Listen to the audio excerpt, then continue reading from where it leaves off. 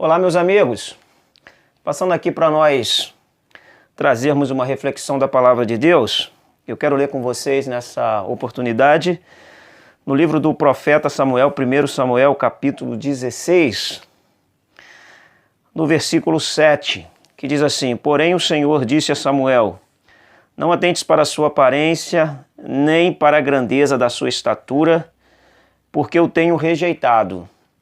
Porque o Senhor não vê como ver o homem, pois o homem vê o que está diante dos olhos, porém o Senhor olha para o coração.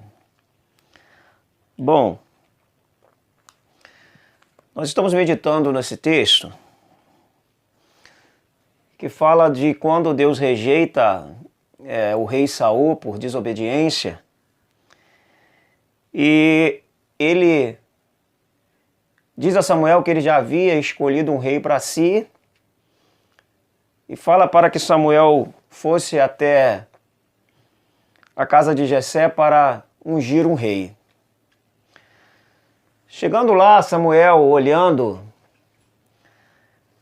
os filhos de Jessé, ele vê os filhos que passam diante dele, mas quando ele bate o olho em Eliabe era alto, forte, era um dos soldados de elite de Saul. Nós vamos ver isso até inclusive no capítulo anterior de 1 Samuel, capítulo 17, que Eliabe é um dos chefes, está na frente da batalha lá de Saul.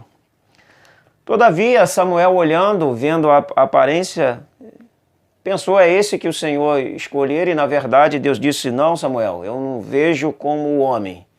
O homem vê o estereótipo, mas eu olho o coração. Então o que Samuel faz? Deus orienta ele, Samuel pergunta se tinha mais alguém, e o pai fala que tem um irmão ainda, o mais novo, que está no pasto, está no campo com as ovelhas. Então ele manda chamar.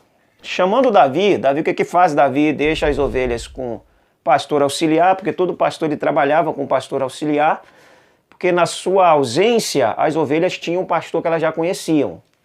Então esse hábito de trabalhar com pastor auxiliar é normal para um pastor, por causa se ele precisar sair, se ausentar, a ovelha já conhece o seu pastor para não ter problema de pastoreio.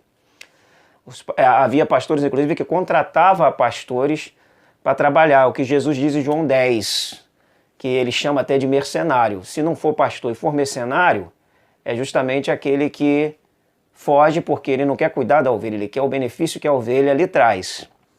Todavia, ele chama Davi lá do seu ofício, tira Davi do seu trabalho, do seu pastoreio.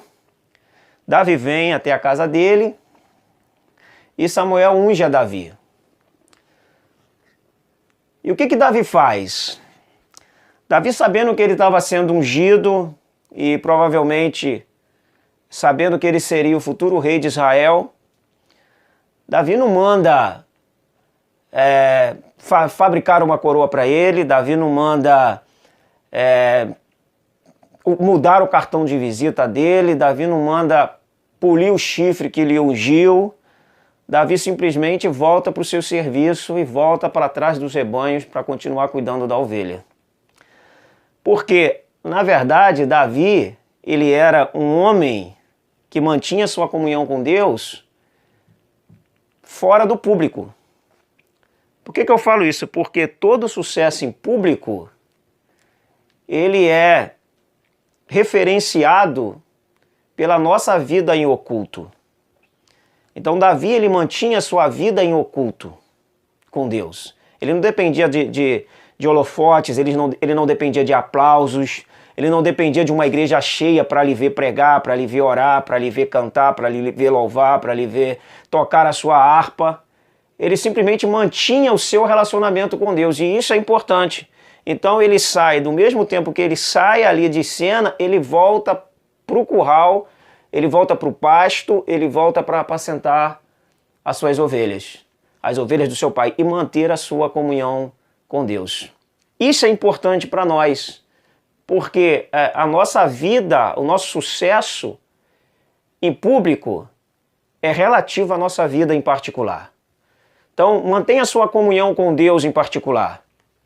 lendo a palavra, orando, adorando a Deus e não dependendo dos holofotes para você se sentir bem. Quem vive bem com Deus, ele não precisa dos aplausos, dos elogios, porque ele está preparado para tudo isso e, independente disso, a sua vida com Deus, a sua comunhão com Deus é praxe. Ele mantém ela por sentir a necessidade disso. Então isso é importante para a nossa reflexão. Independente, nesse momento que nós estamos aí um pouco recluso, momento a mais para a gente afiar a nossa espada, para a gente afiar o nosso machado. Eclesiastes 10:10 diz que quando o machado está afiado, se faz muita força. E como é que a gente afia o ferro do nosso machado? Lendo a palavra, orando e mantendo comunhão com Deus. Então, planta no oculto, porque o teu plantio no oculto lhe dará uma boa colheita em público. Deus abençoe a sua vida. Fica aqui essa reflexão para a nossa meditação.